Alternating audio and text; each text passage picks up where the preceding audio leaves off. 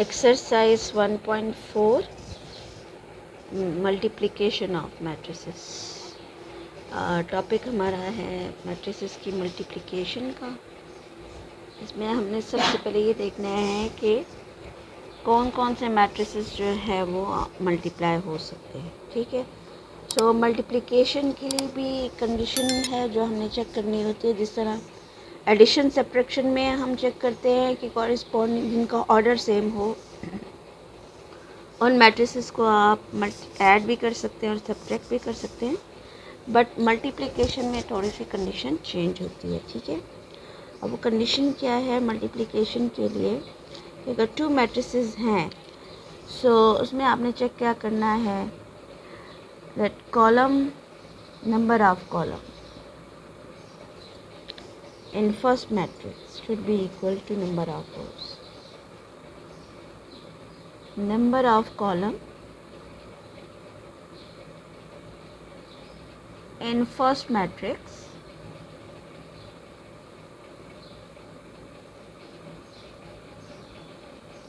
should be equal to number of rows in second. Number of rows in second matrix.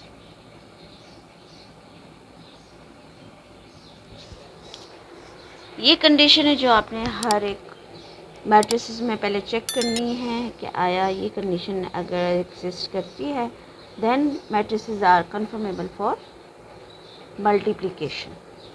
So let we check. ये सामने matrices आपके हैं A B C और D हमने लिखे हुए हैं। सबसे पहले तो हम ये चेक करते हैं क्या ए बी एग्जिस्ट करता है, ए बी का प्रोडक्ट। फर्स्ट हम कंडीशन चेक करते हैं क्या ए बी पॉसिबल है। ठीक है, तो उसमें हम ये देखते हैं कि नंबर ऑफ़ कॉलम इन ए, क्योंकि पहले ए मैट्रिक्स है तो इसका कॉलम चेक करेंगे, बी बाद में लिखा है तो इसका नंबर ऑफ़ रोज चेक करेंगे। तो नंबर ऑफ़ कॉलम देखें इन ए मैट्रिक्स 1 है और नंबर ऑफ़ रोज भी इन मैट्रिक्स बी जो है वो 1 है, मीन्स कि ए बी पॉसिबल। तो आपने सोल्यूशन में क्या लिखना है, दैट नंबर ऑफ़ कॉलम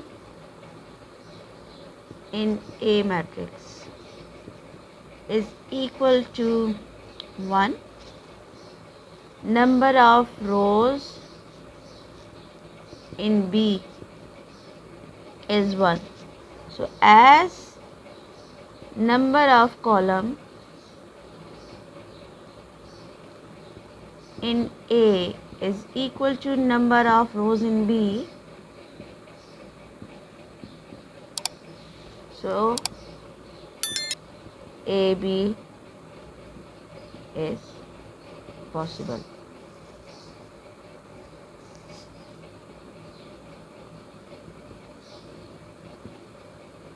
या AB is conformable for multiplication.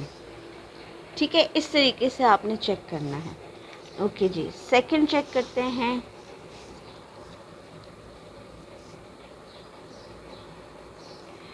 ए को बी के साथ चेक, ए को सी के साथ चेक करें क्या ए सी पॉसिबल है। So number of column in A is equal to 1। ठीक है, 1 है। And number of rows in C matrix is 2। देखिए 2 रोज हैं, 1 और ये 2 रोज हैं। So as number of column in A is not equal to number of column number of rows in B matrix, so AC is not conformable लिखे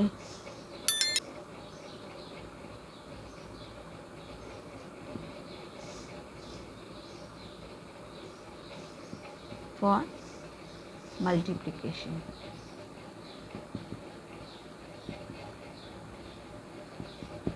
ठीक है, सो इस तरह आपने हर एक कंडीशन को चेक करना है। ए सी को चेक किया है, अब ए को डी के साथ चेक कर लें आप। ठीक है, सो ए और डी को अगर हम चेक करें तो यहाँ आप देखें नंबर ऑफ़ कॉलम जो है 1 है और यहाँ नंबर ऑफ़ रोज 2 हैं, so A D is not possible. अच्छा, बी ए को अगर हम चेक करें तो बी ए में हमारे पास नंबर ऑफ कॉलम्स क्या हैं बी मैट्रिक्स में। अब बी मैट्रिक्स देखिए हमारे पास ये है B is equal to P और ये Q है, सही है। और A मैट्रिक्स जो है वो हमारे पास A और B है।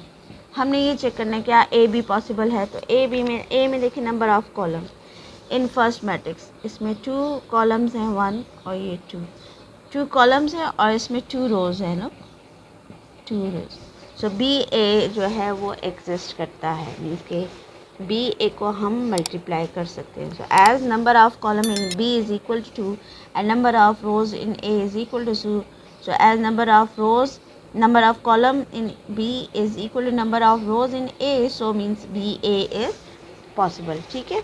सो बी ए जो है वो एग्जिस्ट करता है। ये तो हो गया हमने जो मैट्रिसेस जो है मल्टीप्लिकेशन जिनकी हो रही थी उसकी कंडीशन हमने इस तरीके से चेक करनी है, ठीक।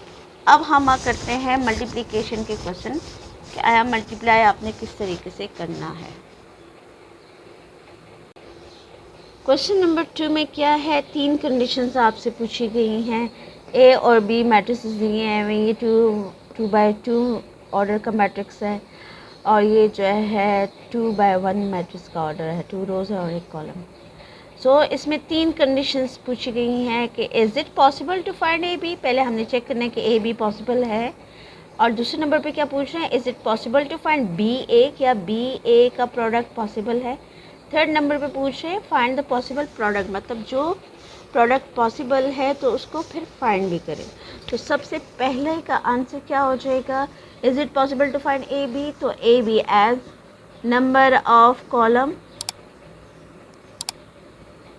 in A is equal to 2 and number of rows in B is equal to 2 rows हैं, ठीक है। So A B is possible, ठीक। ये तो हो गया फर्स्ट का आंसर। सेकंड में हम देख रहे हैं बी ए पॉसिबल है या नहीं है, ठीक है, ये हमने चेक करना है। बी ए की कंडीशन भी हमने चेक कर ली। Number of column in B, number of column देखिए इसमें 1 है, ठीक है, और नंबर ऑफ रोज़ इन ए, चूँकि ए बाद में है तो नंबर ऑफ रोज़ चेक करेंगे तो इसमें 2 रोज़ हैं। So as number of column in A is not equal to number of rows in B, so B A is not possible. अब चूँकि ए बी पॉसिबल है तो हम इसका प्रोडक्ट फाइंड करेंगे। ओके जी, ए बी को फाइंड करना है तो मल्टीप्लाई करना है। अच्छा, मल्टीप्लिकेशन में आप लोगों ने करना क्या होता है कि रो को कॉलम के एलिमेंट्स के साथ मल्टीप्लाई किया जाता है। मीन्स कि ये रो है, ठीक है, ये रो है, इस रो को आपने इस कॉलम के मैट्रिक्स के साथ पहले मल्टीप्लाई करना है, फिर इस सेकेंड रो को इस कॉलम के एलिमेंट्स के साथ मल्टीप्लाई करना है। जब हम इस फर्स्ट रो को एलिमेंट्स के साथ कॉलम के एलिमेंट्स में के साथ मल्टीप्लाई करेंगे तो फर्स्ट एलिमेंट को फर्स्ट एलिमेंट के साथ मल्टीप्लाई करेंगे, -1 × 3, ठीक है, and the sign between the term is plus. जब सेकेंड एलिमेंट को सेकेंड के साथ करेंगे तो बी में प्लस साइन आएगा, तो 0 × -2 आ गया, ठीक है। ये रो इस कॉलम के साथ मल्टीप्लाई हो चुकी, सो आपने ब्रैकेट लगा देनी, bracket close. First row first column के साथ मल्टीप्लाई हो चुकी है। अब इसी तरह हमने सेकंड रो को इस फर्स्ट कॉलम के साथ करना है, जो कि सेकंड रो है, कॉलम के साथ मल्टीप्लाई करेंगे तो यहाँ हम देखिए फर्स्ट एलिमेंट को फर्स्ट एलिमेंट के साथ 2 × 3 एंड प्लस सेकंड एलिमेंट को सेकंड एलिमेंट के साथ मल्टीप्लाई करना है, तो 1 × -2। अब इसको सिंप्लीफाई कर लें, 3 × 1 = 3 -3 minus plus -0, 3 × 2 = 6, minus plus -2 × 1 = 2। Further calculate कर लें तो ए बी का आंसर क्या आ जाएगा, -3 और 6 में से 2 माइनस कर दें 4। This is our required answer. Okay, next question number 3 में A B both are 2x2 matrices, order दोनों का 2x2 है, तो ए बी पॉसिबल है क्योंकि number of column in A 2 है और number of rows in B भी 2 है। सो ए बी एग्जिस्ट करता है, तो हम फाइंड करेंगे ए बी। सो ए की जगह ए का मैट्रिक्स लिख दें 4 3 1 1, ठीक है, और बी की जगह बी का मैट्रिक्स लिख दें 1 -3 -1 4। अब हमने इन दोनों को करना है मल्टीप्लाई, ठीक है। अब यहाँ देखें, इसमें चूँकि 2 बाई 2 मैट्रिक्स है, तो हम इस फर्स्ट रो को इस फर्स्ट कॉलम के साथ पहले मल्टीप्लाई करेंगे, ठीक है। तो क्या आ जाएगा, फर्स्ट एलिमेंट को फर्स्ट के साथ, सेकंड को सेकंड के साथ करेंगे, तो 4 मल्टीप्लाई 1 प्लस 1 मल्टीप्लाई -3। ये फर्स्ट रो इस फर्स्ट कॉलम के साथ मल्टीप्लाई हो गया। अब इसी फर्स्ट रो को सेकंड कॉलम के साथ भी हम मल्टीप्लाई करेंगे, ठीक है, इस सेकंड कॉलम के साथ मल्टीप्लाई करेंगे। तो फर्स्ट एलिमेंट को फर्स्ट के साथ 4 मल्टीप्लाई -1 प्लस सेकेंड एलिमेंट को सेकेंड एलिमेंट के साथ करेंगे, तो 1 × 4, ये आगे ब्रैकेट क्लोज, ठीक है। अब चूँकि ये देखें, फर्स्ट रो को फर्स्ट के साथ जब कर लिया तो ये आपने एलिमेंट्स लिख दिए, लेकिन जब सेकंड को सेकंड कॉलम के साथ फर्स्ट रो को सेकंड कॉलम के साथ जब मल्टीप्लाई करेंगे ना, तो थोड़े से गैप के साथ आपने एलिमेंट्स लिखने हैं, ठीक है। अब ये रो कंप्लीट हो चुकी है। अब हमने इसी तरीके से सेकंड रो को भी जो है वो मल्टीप्लाई करना है इन दोनों कॉलम के साथ। तो पहले जब हम फर्स्ट कॉलम के साथ इसको मल्टीप्लाई करेंगे तो क्या आ जाएगा, फर्स्ट एलिमेंट को फर्स्ट के साथ 3 मल्टीप्लाई 1 प्लस सेकेंड एलिमेंट को सेकेंड एलिमेंट के साथ करें 1 × -3। अच्छा, यहाँ भी आप देखिए 3 को मल्टीप्लाई करते -1 के साथ, 3 × -1 प्लस 1 × 4।